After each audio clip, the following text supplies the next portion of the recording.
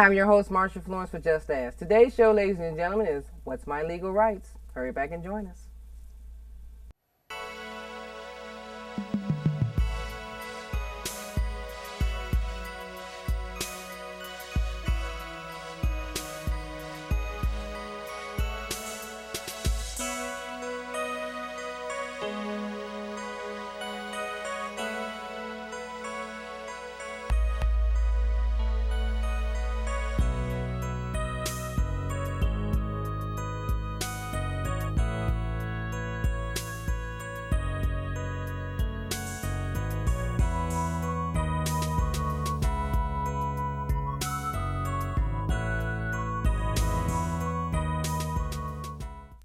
Hi, I'm your host, Marsha Florence for Just Ask. Today's show, ladies and gentlemen, is What's My Legal Rights? And we have with us Wayne County Circuit Court Judge herself, Debra Thomas. Good morning, Judge Thomas. Good morning, Marsha. Glad to have you here. Thank you for the invitation. Oh, okay, I feel good now. Now, Judge, what we normally do is have a different person from the legal system come in and tell us something about their type of work that they're doing. And since you're a judge, tell us a little bit about yourself and what you reside in. I sit in the Wayne County Circuit Court. I have been there for 21 years. The Circuit Court handles a variety of matters. We do general civil. A lot of folks would think of slip and fall, dog bite, auto accidents, things of this nature. We take those cases where individuals are seeking more than $25,000 in damages. We do family law cases. So we're talking about divorce, custody, visitation, also paternity cases. We also handle felony criminal matters. A felony is any offense for which you can receive a year and a day and more of imprisonment. So we do the felony cases. And we hear appeals. We hear appeals from the district courts, which is basically your city courts. Mm-hmm. We hear appeals from some administrative agencies. And the circuit court is the highest trial court in the state. Wow. Okay. All right. You got that, ladies and gentlemen? All right. So tell us a little about what is restorative? Restorative. Restorative. Restorative justice. Okay, what is restorative justice? Restorative justice is something that we're trying new in the courts. It's not a new concept. It's just finally people are giving more attention. But the process is a healing process, so that when people have a conflict, when someone has been injured, when the individuals, we try to bring them together in a supervised setting and to discuss what happened. And one of the questions that we will ask is of the person who caused the harm, what were you thinking when you did that? And then the injured party oftentimes will get an opportunity to explain the full ramification. Say a person steals an automobile. The injured party can say, well, I wasn't able to go to work. I couldn't get the children to school.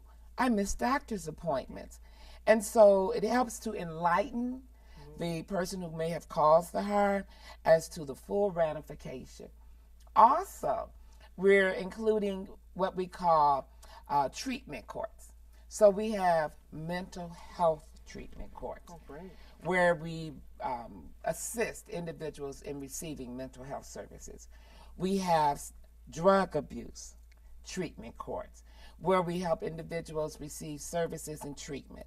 We have veteran treatment courts, and that's one of my favorites. I started the Veterans Treatment Court for Wayne County, and it's the largest treatment court for veterans in the state of Michigan. And each individual receives a treatment plan specifically designed for them. So if housing is the issue, we address housing. Substance abuse, mental health, employment, each person is looked at as an individual. I would like to start a treatment court program for victims of human trafficking. Wow. Michigan has been identified as second in the country for recovery of victims of human trafficking. Second? Second in the country. Okay. So there's certainly a need. And so we're trying to put together a panel countywide of all of the organizations that provide services, so that when we have individuals who are in the court system charged with crimes, but they are victims of human trafficking, we can design a treatment plan for them. restore the individual. Restore, okay. And then and in doing so, you restore families. And in restoring families, you restore communities. Now, how long has this program been in effect? Most of the treatment courts are 2 years in duration.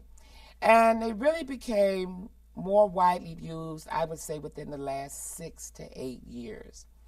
The Veterans Treatment Court programs, I would say, within the last 4 to 5 years. Okay. The human traffic treatment, we don't have in Michigan.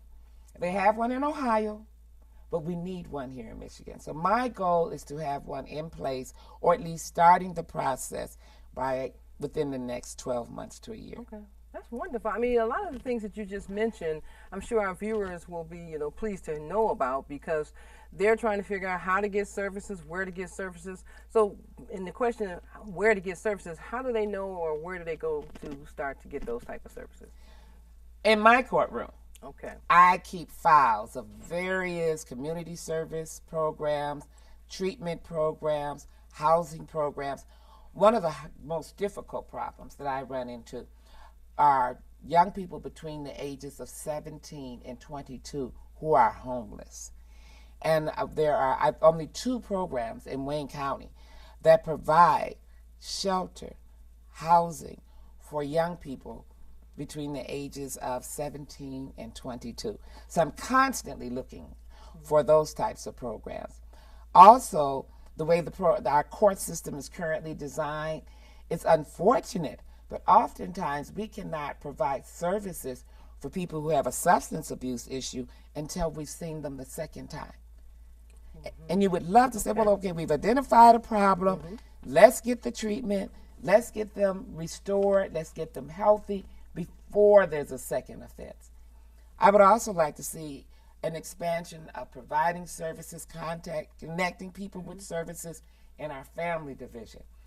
Far too often, when the family breaks down, there is a problem with alcohol, drugs, mental health, gambling. So if we can help in family law situations of connecting people to services, we can protect families, preserve families. And I think that's what the court should be about. But you know what, in listening to you, it seems like you're very compassionate about the people that you see. Okay, when they come to your court, you can see more into it, just beyond the fact that they're there for a situation that has occurred. I think the court should be part of making the situation better. And to try to find out what is the root cause, what's causing the disruption in people's lives, and trying to assist in restoring peace, harmony. I think the courts are about trying to make our society more functional, and so that our communities are more peaceful. And quite frankly, when people generally end up at the courthouse, it's because something's gone awry. Right, it's out of control. It's out of control. And so part of our job is to resolve disputes, but also to try to send people, when they leave the courthouse, in better condition than they were when they arrived. Okay. Well, I tell you what, Judge, we're going to take a break and come back with some more good information on what's my legal right in Judge Thomas' court. Okay, we'll be right back. Until all our daughters are safe. Until all our children have families. Until all our families have homes. Until all our parents are cared for. We'll be here.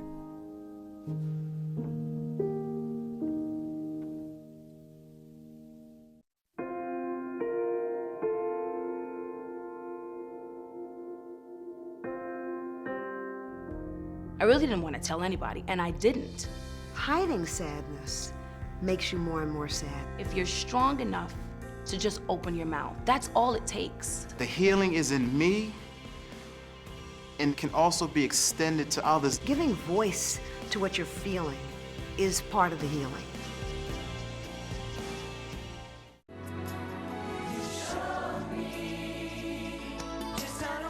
Appreciation, pass it on.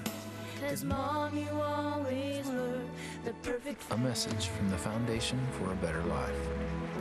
Everybody needs a helping hand. Take a look at your fellow man. Tell me, what can I do today? Courtesy. Pass it on from the Foundation for a Better Life.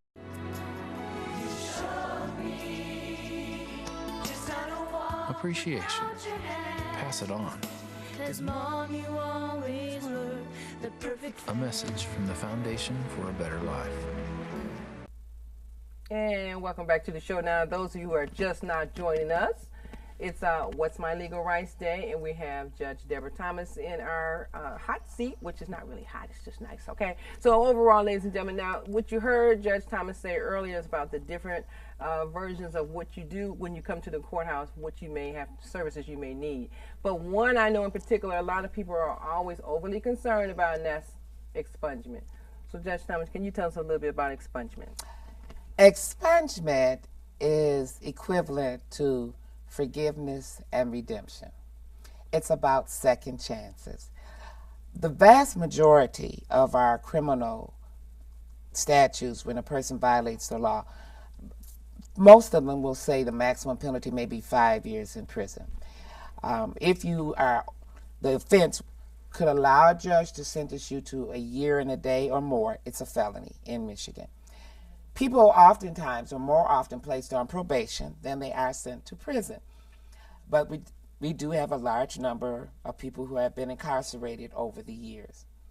The law allows that 5 years after you have completed parole or probation, for most offenses, you can ask to have your record sealed. All right, it's always available to the government. Okay. And there are certain offenses that cannot be expunged. Life offenses cannot be expunged. Such things as carjacking, your homicides, those cannot be expunged. Criminal sexual conduct 1, 2, and 3 cannot be expunged. Traffic offenses cannot be expunged. Now the law has been changed up until last year. If you had a traffic offense, say driving without a license or no proof of insurance, you couldn't apply to have a misdemeanor or a felony expunged, but that has changed. It's no longer a barrier. And what it does is you make application to the court to have your record sealed, and that allows for individuals to seek employment, gain apartments. We've had people who could not find housing because they may have a conviction. Financial aid for job training, admission into job training programs. What has occurred is that people who have been convicted of a felony, for example, if you have a temporary license plate in your car, the paper one, and say it expires on the 13th and you can't get to the Secretary of State, so you change the 13 to a 18. Okay. That's a felony. Wow.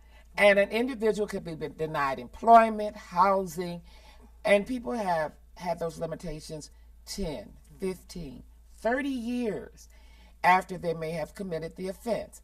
And it's an economic hardship not only for the individual, but for their families who are supporting unemployed folks. That money could be used maybe to save for a younger generation to go to college. Self-esteem is an issue. When you meet someone, after exchanging names in conversation, people will generally say, well, what do you do? And people who have a felony conviction often can't answer that question with, well, I'm a housekeeper, or well, I'm a secretary, because they are denied employment. Yeah. It's also an economic hardship on our finances for the state. Those people, if they had jobs, would be paying taxes. Okay. So it's a hardship for the state. It does not create a situation where a person would necessarily be able to get employment where they could cause additional harm. During that 5-year period, they have to demonstrate that they have been rehabilitated. Okay, because I was going to ask you, does that mean good behavior? So if you haven't had any run-ins with the law, may have went to school or tried to and everything, that will give some privilege to have that expunged. But it requires even more. Okay. Because in court, the question will be, what have you done to give back to society since coming off of probation or parole? Have you volunteered your services anywhere? Have you done anything for anybody else without demanding payment for it? So that's key. Okay. So, I mean, everybody is obligated to follow the law and stay out of trouble, but to give back, that's the additional And that's good. I threshold. mean, if a person knows that they want to apply for expungement, I mean, they should have done some community services way before then. Yes. You know, and show good faith in what they were doing to say, Your Honor, I've learned my lesson, and, you know, for me to be able to receive a Pell Grant or to go on with my life successfully, I have volunteered my time in this particular area. But now at this point, you know, I need some help myself with the expungement. I mean, bring something to the table so that you all will, you know, say, okay, I'm going to hear you out at least. Exactly. Okay. And to demonstrate that you have grown from Correct. the experience. Right. So let me ask you this. This is way off, but how are the judges elected? Judges are elected basically every 2 years. Okay. And they're placed on the ballot in their own separate category. All judges are elected on that part of the ballot that is labeled nonpartisan, because judges are supposed to make their decisions based on the law and the facts, not based on any type of political preference. So you're supposed to be nonpartisan. So they put that language on the ballot. Most judges serve a 6-year term. If a judge leaves early, then the governor may appoint someone to fill that position. Okay. But the first time an election comes up for that jurisdiction, district courts are basically city courts. Circuit courts are counties, sometimes 2 or 3 counties if it's a small populated area. Court of Appeals can be 6 to 7 counties.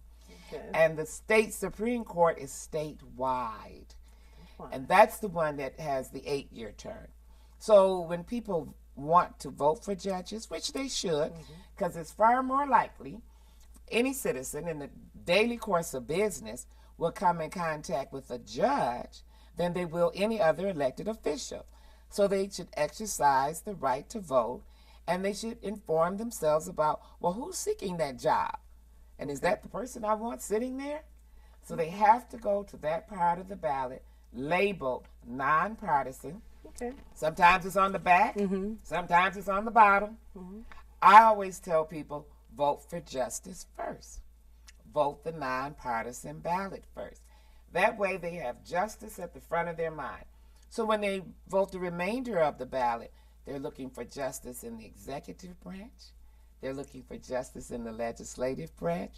They want justice out of all 3 branches of government. Okay, justice. Okay. Well, and I'm glad you enlightened our viewers about that, because a lot of people don't know how judges get their seat. You know, right. You just know when you see one, okay, I'm hoping this is a good day, or I hope, you know, I can get through this moment, and they're not sure who they voted for, if they even voted. And the judges who are currently in the job often will have the word incumbent under their name. Okay. And so people, they don't know who they're voting for. They'll just vote for the incumbent. Well, when I got my job, I ran against the incumbents. Oh, okay. Yes. So now that was the first time anyone had run against incumbent judges in 50 years. But I wanted to see a change on the court. 21 years ago, African Americans represented 50% of the population in Wayne County. But in our circuit court, which heard all of the family law matters, all of your general civil, some criminal, we only had 3 out of 26 judges who were representative of that section of the population. And I thought that we should have more. So I ran. And you made a difference. And I made a difference. That's what I like about you. All right, Judge Thomas, we'll be right back, ladies and gentlemen. We'll be right back. Good stuff. We'll be right back.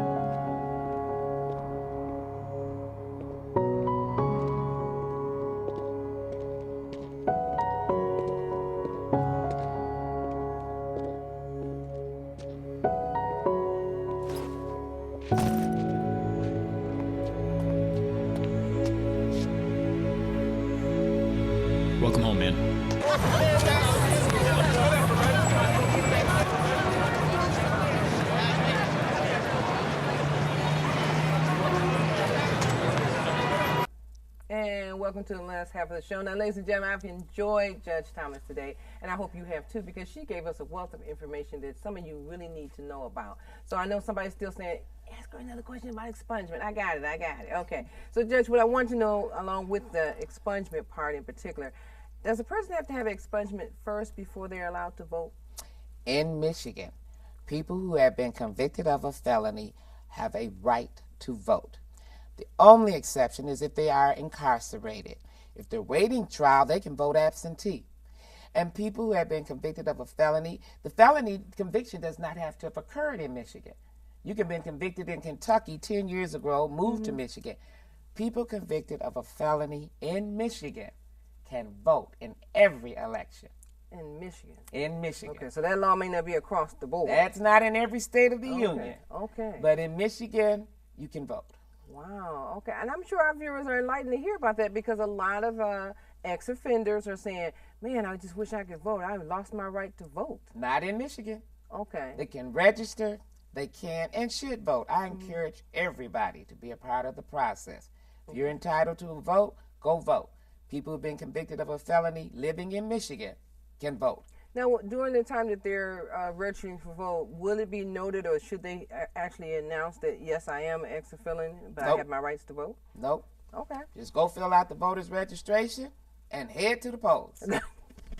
Okay, you guys heard that. Okay, well that's wonderful to know, though. A lot of people don't know that they do have the right to vote. Okay, ladies and gentlemen, you got to just visit the courthouse and learn some things, because actually you're fearing something that you really don't have to fear. And Judge Thomas here today is letting us know that some of the things that you may be in fear of, if you just come. Can they go to the courthouse first? I should ask that. Can they come to the courthouse and just learn some of the very things that you told us about today? I always encourage people to come to the courthouse. Okay. It's a public building. The courts belong to the people. They won't know what's going on at the courthouse. Just come down and observe. Okay. I'm one for that. Now, I want to talk about this wonderful award that you have on the table here. She's all smiles. Okay, so tell us about this award here that you received. I received a Lifetime Achievement Award from the Art Detroit organization. And ART is an organization that assists individuals who are members of the disabilities community. They mentally or delayed or developed is their specialty, but they are part of the disabilities communities, and so am I. So I am so proud that one of my groups, take a look. Oh, yes. I'm proud. Wow. Developmentally delayed is what ART services, and they have been in business, I believe now it's been 65 years. They've only given out 7 Lifetime Achievement Awards, and they gave recognition to my work being a member of the disabilities community. I was the lead plaintiff in a class action lawsuit against an airline and an airport. We didn't win any money, but we won enforcement of the Americans with Disability Act for every airline, every airport that services an American airline in the world. That's way worth more than money. That truly It is. really, That truly is. It allows really people nice. with disabilities the ability to travel. Children who want to go away to school, to college, they can enroll in schools that are outside of the state and fly. People who have grandchildren, and the grandchildren may live in another state, they can go visit their grandchildren with ease. They don't have to worry about barriers that may be in place. People who have professions and want to participate in professional organizations or training, they can go to these programs, enhance their opportunities for a promotion. In the 21st century, travel by air is going to be massive. And in order for those who are members of the disabilities community to fully engage, the airlines, the airports across the world now have to comply with the American Disabilities Act. All right. This is worth it. Okay, this is worth it. Yes. That is wonderful news, and I'm sure our viewers we'll appreciate hearing everything you shared with us today, from the beginning of the courthouse all the way down to this wonderful and beautiful award that you received from ARC. You've done some wonderful work, and I congratulate you and continue your great work. Thank you so much. Oh, Lazy, I'm just excited because look, all the wonderful things you told us about today. It's like questions that you all have for me all the time. But ladies and gentlemen, I always tell you, if you have a question for Just Ask Talk Show, Twitter, hashtag Marsha at Just Ask Talk Show, 1-800-323-5336, 1-800-323-5336. All that information is at the bottom of the screen. You can always just contact us and give us a show idea, or if you want to see some of our guests, such as Judge Thomas, you can always just call us and ask us to connect you with someone from our show.